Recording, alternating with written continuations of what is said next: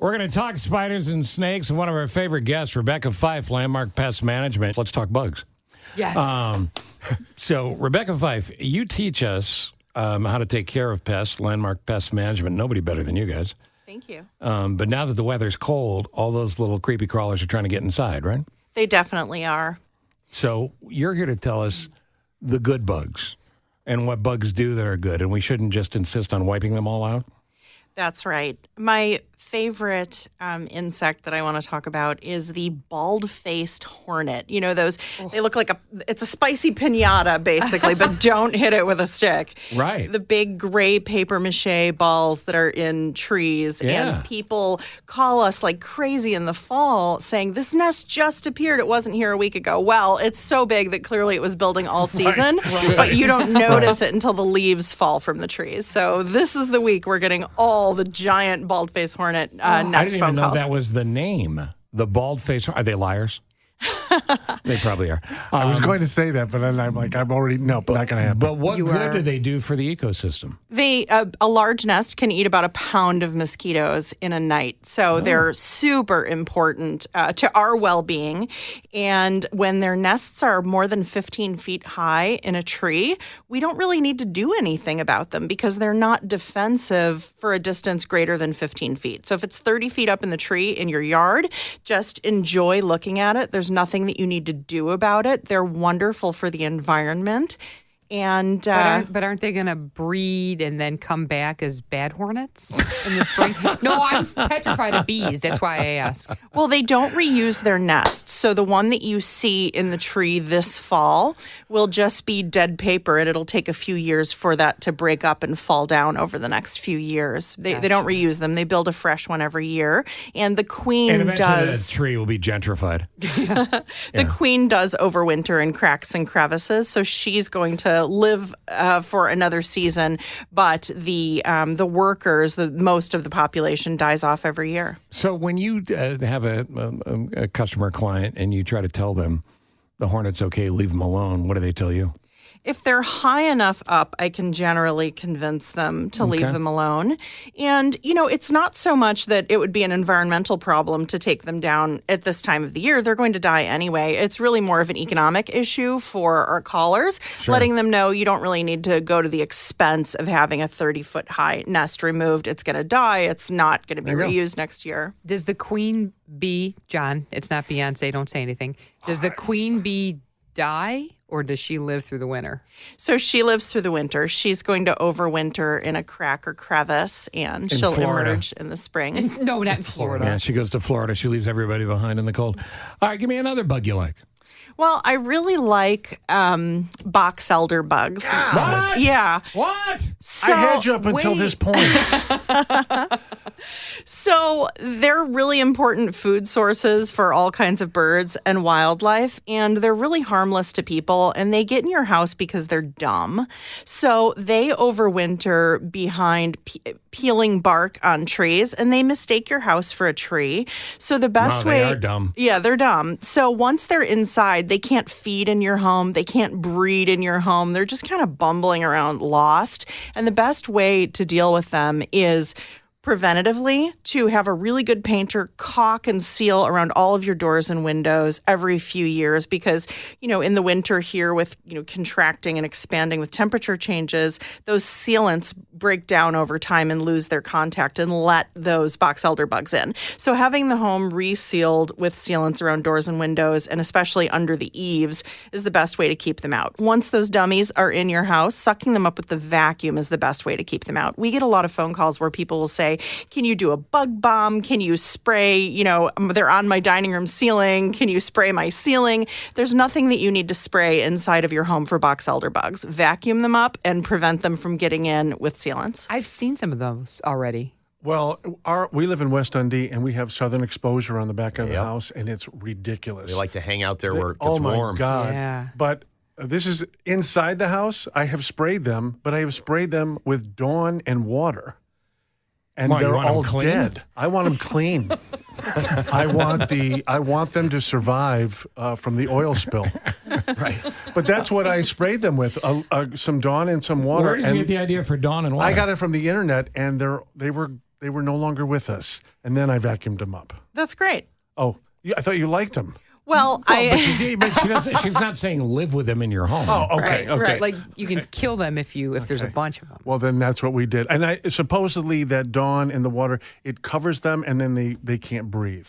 I think that's a great way to kill them because they do have a tiny amount of pigment in their body. And if you just squish them, Yes. you can stain your walls. Yeah, So I think it's great that you're doing that. So either just suck them up or use the method that you're using, but don't hit them against your white walls. No, You could end up with a little no, stain. No. No, that's problematic. Nick, you had a question? Oh, well, I was in that same category. They're non-invasive, but we know those stink bugs are invasive. yes. Oh, yeah. And it seemed like we didn't have a lot of stink bugs, but all of a sudden here in this fall, I'm suddenly seeing a lot of stink bugs again. Oh, this is perfect. Stand by for stink bug news. Rebecca Fyffe's here. Landmark Pest Management can be accessed how? You can find us on the web at landmarkpest.com. All right. And if you want to call, That would be 773-614-PEST. That's 773-614-PEST. yes. That would be your 7378. Perfect. Perfect. Not like I just read that off the phone. No.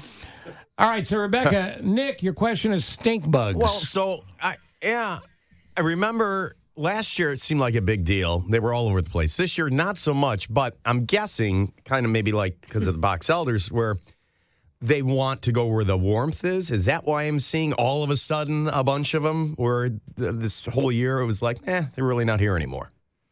Well, in your garden, we've been seeing an increase of them for about the past 6 years. I'm a really avid gardener, and they have piercing, sucking mouth parts, and they pierce the stems of everything in the squash family. And they introduce a fungus and open the plants up to pathogens, and they make my garden plants die. So now I'm wrapping the stems of a lot of my plants in aluminum foil, trying to fend off the stink bugs from ruining them too early in the season. Inside your home, it really varies year by year by, the population of stink bugs. And just like box elder bugs, they're kind of dummies and they get lost getting into your home. Once they're inside, they can't feed.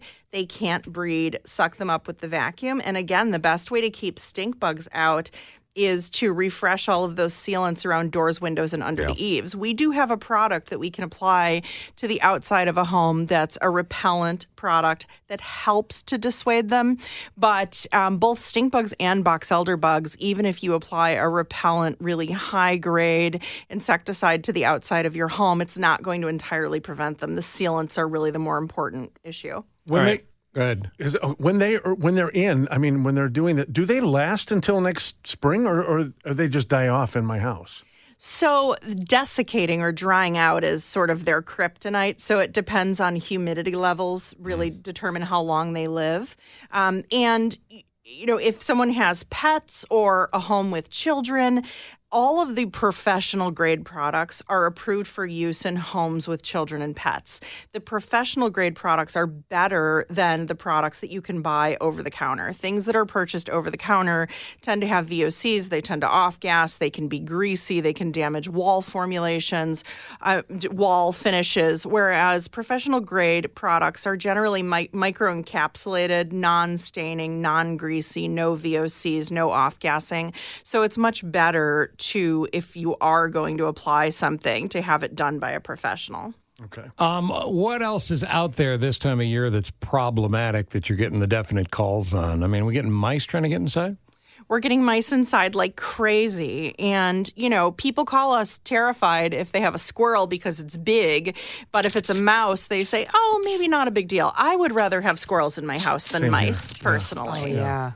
We, when I purchased my home, there was such a severe mouse infestation in the attic. And I thought, well, I work with Landmark Pest Management, so I can just have them take care of it. I have my employee discount, no problem. But I really should have gone back to that seller while we were still negotiating and asked for the attic to be remediated, because the mouse infestation ended up being so severe that there was mouse urine in the drywall ceilings, and every time I turned my closet light on, it would smell. So, Oh, that's nasty. Oh, wow. Yeah. so mouse infestations have the ability to permanently damage a home more than larger types of wildlife. Yeah. So if there is a mouse, call immediately. Because if there's one, right, there's 5. Definitely call immediately. And mouse traps and rodenticide bait are really just a Band-Aid for a mouse problem. What really needs to happen is anything that's the size of a Bic pen or larger. So a 1/4-inch hole is all a mouse needs to get into the outside of a home. So anything that's that size or larger, any hole or utility penetration needs to be sealed to prevent mice from entering. And then those mouse traps can be used as a knockdown agent to kill the interior population once the exterior is sealed. But without sealing, you're going to deal with the same problem year after year. Well, I think Andrea hit on it. When do you call the professional? If you see one mouse, that's good enough, yeah? I'd say so, yes.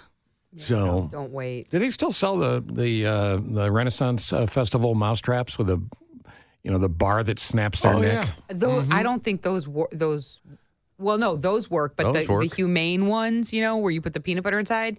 We had one in my attic a couple of years ago, and, one turned into 5, obviously. But we found the peanut butter gone and the trap still there. They're it's smart. like they're like Cirque du Soleil. They go in, they take the peanut butter, and then they Plus, warm it's out. dangerous. I got my tongue stuck on the trying to get that peanut Yeah, butter. you get hungry. Is there a trap you'd recommend? Any kind of trap works. The cheaper, the better. The old-fashioned wood ones made by Victor that are really cheap. Don't step on those. Those are Remember those. great. Yeah. Those work really, really well. If it's a home with children and pets, you can put those traps in a tamper-resistant housing to prevent, your dog from putting its nose near the trap or, little kid fingers.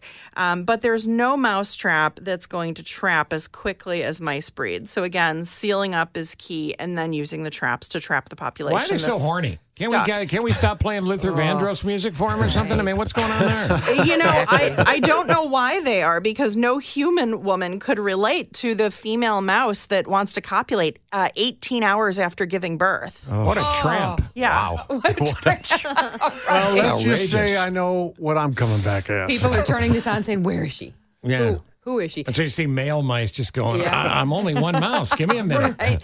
I know we're friends, but I have to ask you about spiders, spraying for spiders in the house. Yes.